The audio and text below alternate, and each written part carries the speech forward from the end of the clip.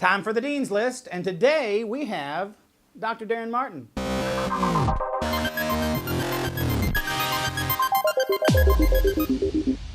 All right, welcome to the Dean's List, the ever-growing list of things you need to know to help your business grow. Today in the SyncLab Media Studios, we have Dr. Daren Martin. Thank you, buddy, for coming in. Awesome to be here, Dean. All right. Now, Dr. Daren Martin has written many books, so many books, I'm not even going to... So many that you probably have more out. If I actually said how many, you'd have more out, and then I'd be wrong. So I'm just going to say a bunch. I'm writing a book right now while we're sitting here. Yeah, multitasking. Yeah, that's the name of the book. Yeah. We're focusing today on that book, though. So focus. A Company of Owners. A Company of Owners. I read this book a couple of times, and one thing I found, it was a very engaging book, but what I found interesting was the lack of engagement within companies, employees. Tell us about that. You know, so this is born out of my experience running my own company and then being in and out of Fortune 500 companies. And what I find over and over again is very consistent with a Gallup poll that says 29% engagement at your typical U.S. company. I mean, think about that. A third of the workforce actually showing up, ready to rock and roll. The rest of them are what I call zombie employees. You ever met a zombie employee? Sure. Yeah, or just people doing life zombie-like. So, yeah, that was really the impetus of this book. It came out of a conversation I had with the CEO, and I said, Dave, you need to fire your employees. And he's like, Martin, what are you talking about, fire all our employees? And I said, yeah, you don't want employees, you want people who act like owners. Because when you've got only a third of the workforce truly showing up and truly putting themselves into the company, you got a major problem. And I just see that, consistent across the board. Okay, so give us some solutions. What are some tips? I know you can't just all of a sudden go, hey, but what were some things to help?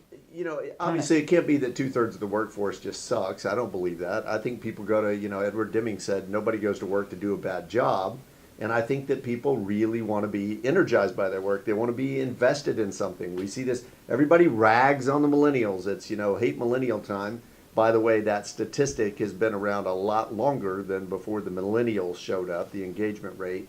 But the reality is that when people find meaning at work, when there's something that they're jazzed and excited about, you see companies, and it can be as diverse as, the Ritz-Carlton, where people are really, showing up and doing their thing, to a company like a Chick-fil-A or a Zappos. Zappos, I think those are $12 an hour employees, and yet they are highly engaged. Why?